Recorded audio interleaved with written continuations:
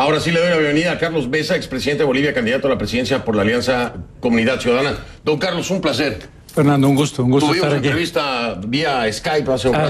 Así es. Y ya hablábamos de este tema. Déjeme entrar de lleno con el primer sonido que tengo de la entrevista que le hice a Almagro para que usted nos argumente también, ¿no? Que es muy importante. Vamos a escucharlo, por favor, JJ, si me lo regalan, para que don Carlos nos escuche.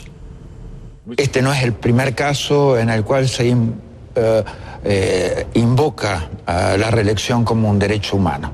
Es el cuarto caso. En ninguno de los tres casos anteriores, que tenían sus especificidades, pero el punto de referencia es el mismo, la reelección como derecho humano. Y esa reelección como derecho humano fue invocado antes en Costa Rica, con las especificidades del funcionamiento del sistema político costarricense, en Honduras y en Nicaragua. ¿Qué responde usted a eso? Estos son los argumentos que tiene Almagro, me lo dice aquí, y cita estos tres casos. Primero, Fernando, hay una cosa que me parece evidente, el tema de principio. El secretario general de la OEA marcó en el caso de Venezuela una cuestión de principios, una cuestión referida a lo que representa un proceso dictatorial progresivo que terminó imponiéndose desde el punto de vista de la contra en el sentido de la defensa de la Organización de Estados Americanos, presidida por Almagro en esa dirección. Aquí el señor Almagro hace una distancia y dice, yo no tengo un mandato, la organización no me ha dado ninguna indicación sobre la modificación de esa interpretación. Ese es un primer elemento. El segundo elemento es que el ejemplo del señor Almagro es incorrecto. Incorrecto porque no es equivalente el caso de Costa Rica, Nicaragua y Honduras, por la razón evidente de que en Bolivia se produjo un referéndum. Un referéndum que se le consultó al pueblo boliviano preguntándole sobre si quería o no cambiar un artículo de la Constitución que planteaba una limitación a la reelección del presidente. Y el referéndum dijo no. Y aquí no hay debate ni discusión sobre la evidencia de que el voto soberano, la soberanía popular, está por encima de cualquier consideración legal de un tribunal constitucional. Es evidente que el Tribunal Constitucional de Bolivia vulnera nuestro propio ordenamiento jurídico en el momento en que desconoce la soberanía popular, que es el único instrumento de fondo que debe ser respetado públicamente. Efectivamente, cualquier democracia es soberano, es el que manda, más cuando se le consulta, ¿no? Ahora, aquí también habría una violación a los derechos humanos de aquellos que participan del referendo al ser consultados cuando no se les respeta su voluntad. ¿Estoy equivocado? No, absolutamente no. Estamos hablando de la hipótesis no comprobada y, para decirlo francamente, falsa, de que el concepto de violación de un derecho humano a un presidente está por encima del mandato constitucional votado por el pueblo, que le dice, para limitar tu poder, tú no puedes reelegirte indefinidamente. Y lo que tú dices, Fernando, que es muy correcto. A quien se les está violando los derechos humanos es a nosotros, a los ciudadanos bolivianos, que votamos por el no mayoritariamente y que establecimos una soberanía que nos ha sido desconocida, el derecho de elección y el reconocimiento de la voluntad de nuestro voto. Ahora, don Carlos, lo veo desde afuera, ¿no? Me parece que es inevitable el escenario. Están pidiendo la renuncia de los magistrados, ¿correcto? Sí, así es. Es la petición ahora. Pero dándose esta petición o no, el escenario de que Evo corra en la elección va a ser inevitable, ¿no?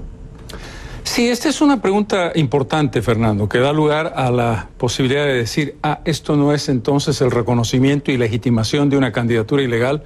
Y la respuesta tiene que ver con el antecedente histórico de Venezuela.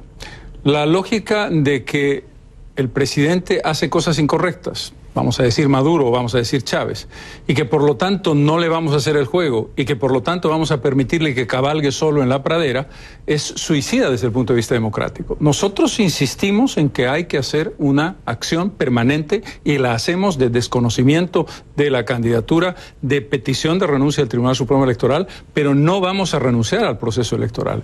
Y esa es una actitud no solamente mía, sino de la mayor parte de los partidos de oposición, que consideramos que hay que confrontar al gobierno aún en las peores circunstancias, porque no hay otro camino, y esta es una decisión que tenemos que tomar los bolivianos y resolver los bolivianos, que derrotar democráticamente, aún con la gigantesca roca que se nos pone en el camino, al presidente Morales, porque de lo contrario lo vamos a tener otra vez con 2/3 en un cuarto mandato, y eso es absolutamente inaceptable. Además, con el precedente de que es un derecho humano la reelección. Imagínense usted las puertas que se abren en Latinoamérica, es de terror, ¿no? Pensarlo, nada más. Este es un tema que yo creo, Fernando, que tiene que ser considerado. Cuando tú tienes 4 casos de 20 países latinoamericanos, ya no estás hablando de una excepción, estás hablando de un conjunto de mandatarios que están encontrando esa ventanita insólita.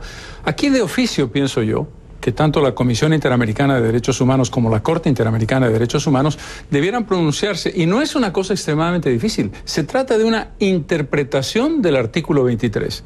No vamos a necesitar el estudio de grandes juristas, que además los hay en la Corte Interamericana, para complementar algo evidente. ¿Cuánto tiempo puede tardar eso? Eso es una decisión política. Y mi impresión, y lo comentábamos fuera de cámara, es que si el sistema interamericano no es capaz de algo tan básico como una interpretación de un artículo constitucional que está dañando seriamente a la democracia de la región, hay algo que está funcionando mal en el sistema interamericano. Está desactualizado. Estaría absolutamente desactualizado. Cuando no hay una herramienta en el sistema interamericano que pueda pronunciarse en los procesos democráticos de cualquier país, pues no está sirviendo entonces, como en este caso, porque Almagro atribuye o se distancia de esto apoyándose en la política interna boliviana, ¿no? Y en lo que ha decidido un tribunal del país. Entonces, él queda fuera completamente, dice, para mí no es un derecho humano, pero esas son las leyes que hay en Bolivia. Aquí hay 2 consideraciones, Fernando. La primera, lo que tú dices es, yo lo comparto, hay que preguntarse ¿cómo es posible que algo tan básico como interpretar un artículo que está generando un daño a nuestra democracia tarda tanto o no se hace o se plantea solamente a través del mandato de un Estado o de varios Estados y no de oficio?